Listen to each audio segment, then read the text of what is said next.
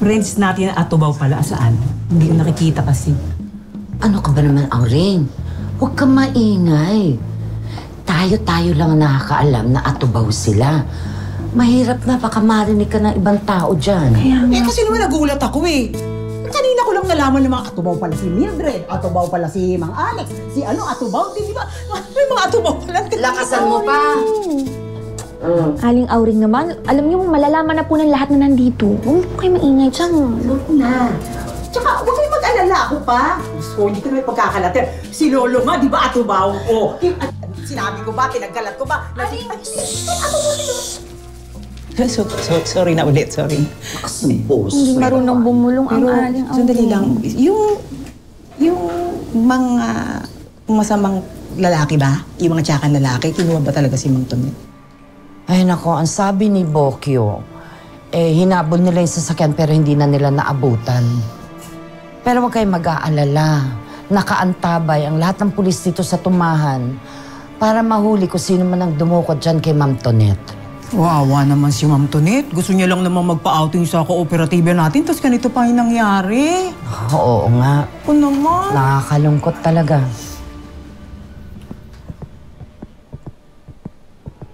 Pusmal!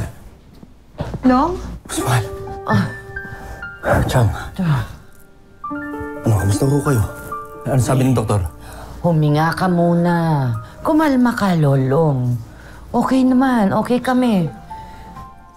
Teka, bakit ang tagal mo? Saan ka ba galing? Ha?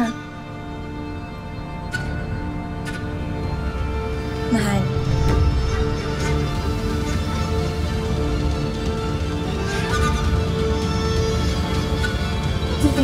Mayor. Magandang araw. Chief. Magandang araw. Miss Mendoza, iwan mo muna kami. Lolong, pasensya ka na. Pinatawag kita. Alam ko, may trabaho ka pa sa Aguas. Wala akong problema. Gusto ko lang magpasalamat sa'yo sa ginawa mo kahapon, Lolong. Or should I call you Bangkil? Mayor, maraming salamat. Napakalaki ng tulong mo sa aming kapulisan, Lolo. Pero, Mayor, may pakiusap lang ko sana ako. Ano yan? Meron no kasi kaming isang kasamaan. Isang atubaw. Si Ma'am Tonet. Kinuha ko siya eh.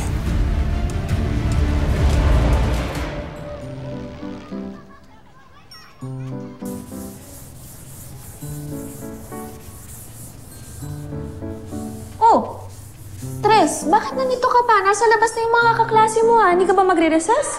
Hindi na po, ma'am. Busog po naman ako. Oh, sigurado ka? Alam ko na. Halika dito. Meron akong baon dito. Sa'yo na lang. Naku, hindi na po, ma'am. Tres, masama tanggihan ng grasya. Paano po kayo?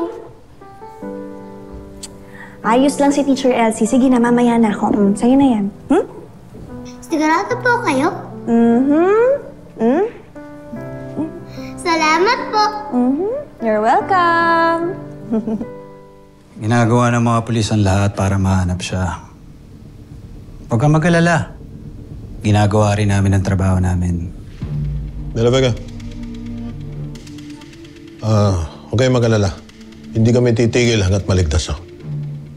Maraming salamat to, Chief. Mayor, maraming salamat to. Alam niyo ba kung bakit ho nila pinupuntirya ang mga atubaw? Actually,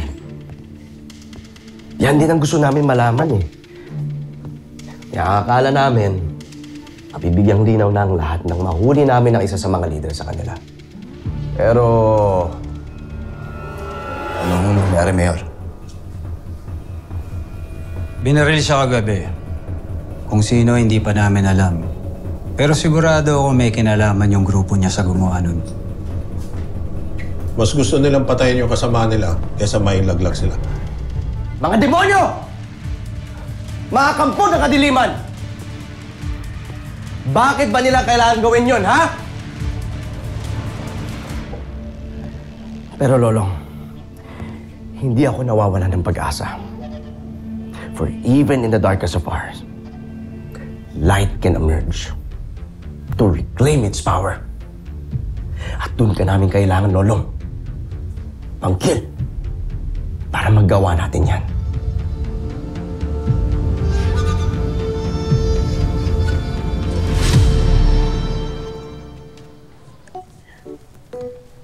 Tres, 3 yung fried chicken ko. Gusto mo ng isa? Walang bayad? Eh, kailan pa kita siningil? Ito rin, may gulay ako. Hati tayo. Ah, sige. Ay, sus! Alam ko na. Eh, bakit hindi na lang kayo magsabay-sabay ng pagkain? Ha? Yay! Appear! Tres, appear! Appear!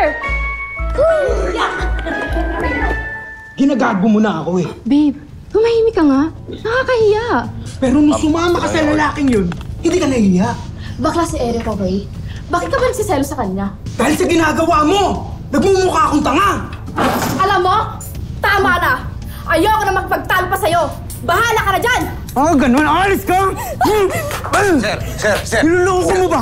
Sir, sandali. Sasaktan. Gawa mo! Hindi pa ko binangat kayo. Sir, tama Para na. ibutan mo! Sasaktan ko siya, sir. Bakit ba? Pakialam mo! Ha? Sino ka ba? Waiter ako dito, sir.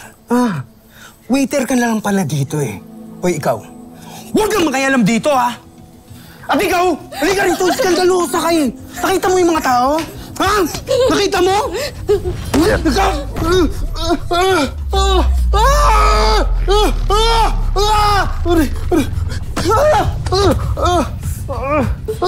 Okay, sige na. Nangingialam ka? Demonyo ka! O ikaw? Bahala ka sa buhay mo! Sir, pasensya na ako kayo. Nasasaktan ako kasi yung babae. Nasaktan? Ako nga yung sinaktan mo.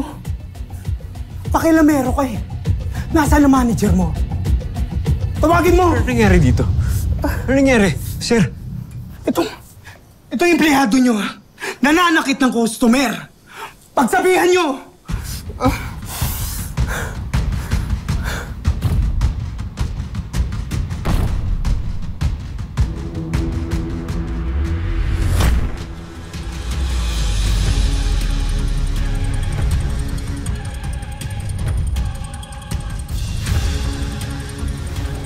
Ano ba tingin mo siya? Bayani ka ng bayan? Bangkil? Hindi mo ba siya kilala? Kasi atubaw din daw siya. Kayo, ang tatanda nyo na, nagpapayak pa kayo ng bata. Anak ng katubaw yun, bakang mamaya nga, 30 na eh. Sino pinagmamalaki mo, ha? Siya yung pinagmamalaki ko. Pakasal na tayo, mahal ko.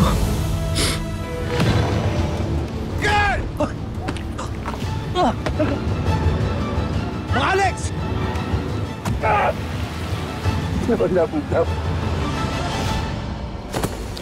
Tapang ka.